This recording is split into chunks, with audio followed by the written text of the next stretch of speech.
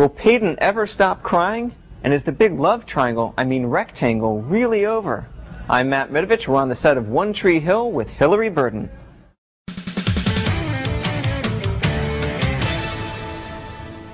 Will Peyton please stop crying this season? Oh man, it'd be awesome, right? This person is very upset that you are so upset. I tell you what, I don't even cry in real life anymore. At all. I just get it all out of my system at work. In real life, I'm a very stoic, hard, frigid woman. So I would love to stop crying at work so I can emote in my real life again. Now, what's your own trick for getting the waterworks going? Do you pull your eyelashes out, or? No, I think about horrible things. Okay. And you never run out of the supply? No, there's just so much horror. I just think about sadness, you know. It's a really sad way to make a living, you guys. Just weeping constantly. Now, what are we doing this season? Are we flashing forward like 15 years and everyone's middle-aged? Yeah, actually, no. Can you see my... Dude, seriously, do you see the white hair? This is what this show has done to me. I've got all this white hair. Don't zoom in. It's embarrassing. Don't point that out. A casting director might be watching. I know. Hopefully I'll get like the real neat, like, crazy lady parts. But yeah, I'm trying to grow my Bonnie Raitt stripe, you know? Just get that big white streak up front. So you read the season premiere script. Did you have any doubt who Lucas was going to call? Had you formed an idea in your own mind over who it was going to be? I'm not telling you anything. No, don't tell me, but, you know. I think that what was hard for me is that we didn't know all summer while we had our hiatus who he was going to pick. And realistically, he could have picked any one of us, you know. Right. There was a good excuse to pick any one of us. And so I know all of us girls were asking each other, like, seriously, have you heard anything? Like, which one of us is going to be making out with Chad all year? Okay, you know, so we were all conferring notes, and we really didn't know until like the week right before we started shooting. So it was a surprise to us as well. But yeah, no way. He could totally pick any of us, and it would have made sense. Now, Mark Schwann told me the other day that the rectangle, in fact, is over. What is it? A rectangle? It's like a stop sign at this point. You put Lindsay in there. You have a rectangle. Octagon.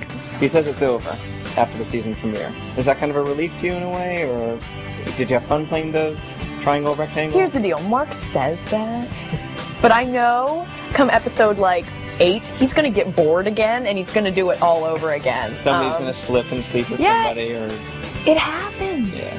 Not in my world, but in Tree Hill all the time. Tell us about the character that John Doe from the group X is playing. Okay, John Doe is this music icon. You know, he's like huge part of the punk scene in LA. You know, he like invented alt country with his band The Knitters. He's this great big music icon, and Mark Schwann tells me he's coming on to do some scenes with you. I'm like, okay, so I start studying this guy, and I just start geeking out, you know? Because you're a music geek to begin with. Well, yeah, and this is somebody who I wasn't totally familiar with, but then the more I studied him, I was like, oh my god, I can't believe this is, like, John Doe, he's coming. It's going to be great. So he shows up, and he plays a character that used to run in the same circle as my birth mother. So he's telling me all these stories about her, and it's very, very cool. Someone who knew your birth mother. I know, so I'm getting to hear all these secrets about Ellie, you know, because over the years, you know, Ellie, who started off as a very seedy character, became this great big part of my heart, and then, you know, when she passed away, it affected Peyton a great deal, and so to find out what she was like at Peyton's age is really interesting, and yeah, it's cool to have him around. He's pretty cool, you guys. Speaking of people who are cool to have around, would you like to see Jake resurface?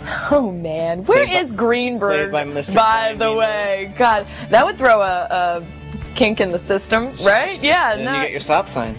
God, Greenberg, come back to me, you big lug. He's gonna love that. Greenberg and I have a lot of fun together. Yeah, the Peyton Jake thing was never really resolved. No. So I don't know. We'll see. Right, I gotta be kissing somebody, you know? I'm so bored. Alright, we're gonna be doing some reader questions now. Uh-oh. Molly would like to know, is there any other character on the show you would like to play, and why? Molly? Oh, Molly. You know I want to play Dan real bad. Yeah. Why, so you can be on death's doorstep every other episode? Well, at least he's not crying. True. No, I think the Dan character's great. Really great. And my favorite thing about villains, because there are definitely the kids in the camp that, like, hate Peyton. They're like, oh, man, she gets away with everything, and she's the worst, and she's a terrible friend, and And Peyton's pretty much a villain, but the great part about being the villain is that they don't think they're the villain. They think everything they're doing is justified and totally right. So I would love to be able to play the Dan part and apply that same mindset to it. Just like, well, of course I killed my brother. I mean, who wouldn't? Yeah. What song would you use to describe the Peyton-Lucas romance?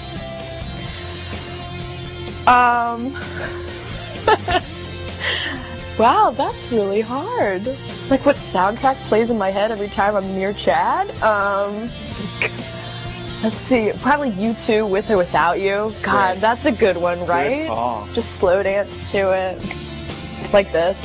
There you go. This is nice. You're having fun with this. It's great. I don't dance. He's got a wife. I barely dance in my life. Okay. Penny wants to know if you ever get freaked out by the extreme One Tree Hill fans.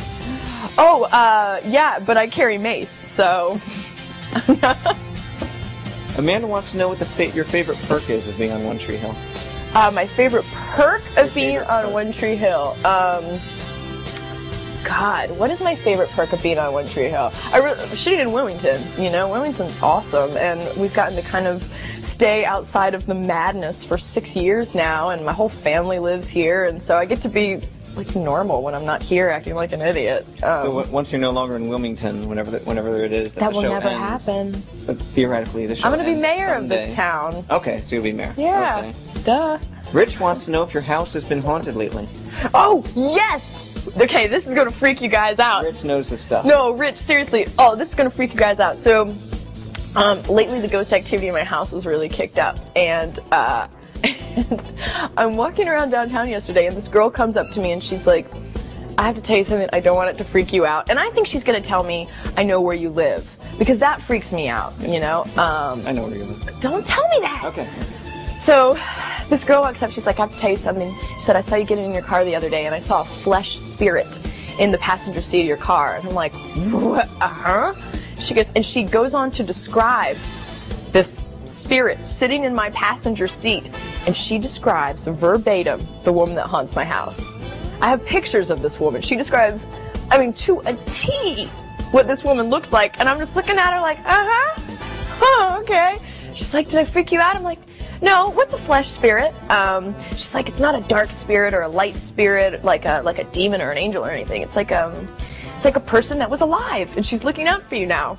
So not only is my house haunted, you guys, but my car is totally haunted. All that's left is like what, your gym? Yeah, right? Pretty neat. Last question.